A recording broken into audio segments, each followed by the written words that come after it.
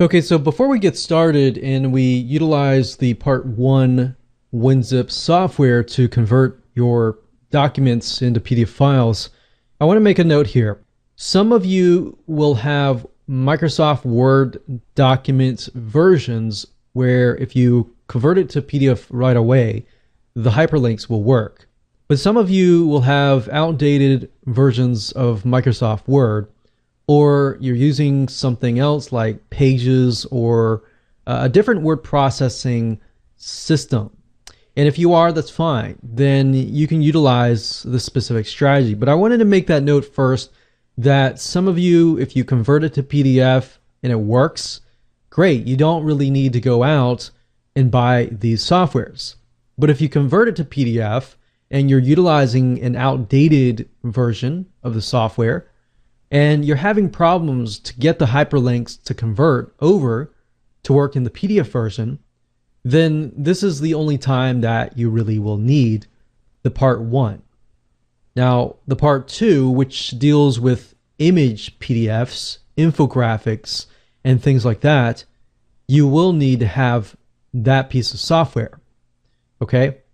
So, that note aside, what we can do is whether you're using Microsoft Word or Pages or OpenOffice, as long as you've hyperlinked it within here, all you need to do is go to winzip.com. That's WINZIP.com. Now, winzip.com, the nice thing about this is that you can do much more than just convert. You can add watermarks. So if you want to brand your file, you can do that. You can also automatically resize photos. So the nice thing about this is if you have a Microsoft Word document or a document in general that has these big, huge images, then you know your audience is not going to stay around and stick around to just download these big, big files. So what you can do with WinZip is you can automatically resize these big images. So it goes much further than just hyperlinks. And that's the reason why I wanted to show you this avenue. So as you can see here, WinZip 20, you can zip, unzip, you can convert to PDF, you can do all these other things. Now they have different versions. They have standard version and pro version. And you can see here, you can actually look here. As far as PDF goes, you can create read-only PDFs. So if you want people and to prevent them from copying your content, you can actually do this. So like I said earlier, you can save a regular Microsoft Word document as a PDF file just utilizing the Microsoft Word system. But what you can't do is you can't protect it. You can't password protect it. You can't make it read-only. You can't watermark it. You can't do all these other advanced features. Now, if you go to the site and click on compare, you can obviously see the difference between the standard version and the pro version. Now, if you scroll down here, you'll notice that the WinZip standard version does allow you to convert PDF files and do all these things right here. And this is really what you want.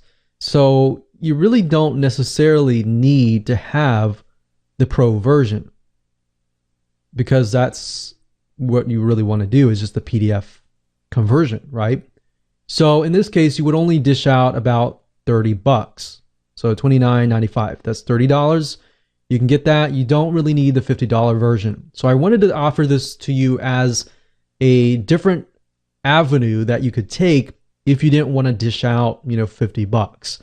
Now, would I recommend that you go this route if you want to do image PDFs and if you want to hyperlink your infographics and your things like that? No, I would not recommend that you go down this route. I would recommend that you do part number 2, and I'll show you why. But as far as this goes, this is pretty good for the price. So if you want to save $20, you want to go down this route, that's fine. So what I want to do right now is I open up WinZip and I have the pro version, but like you saw earlier, you don't really need the pro version. The only reason why I got the pro version was because I wanted the other options that came along with WinZip. Now, as you can see here, what you can do is you can check convert to PDF. You can click on options. You can also click on PDF conversion options, and you can also change the resolution. So if you find that your Windows Microsoft Word document is very, very big and has these really massive images, you can always tone down the resolution and the image quality. You can convert to a read-only so that some people cannot copy your content, and you can do other things as well. So we can click on save here. You can also resize the photos if the photos are too big, and if you click on photo resize settings, you can scale them bigger or even smaller depending on what size it is, because as you know, when you put an image inside of Microsoft Word, if they're really, really big and you convert it over, they're just going to convert over at that same size.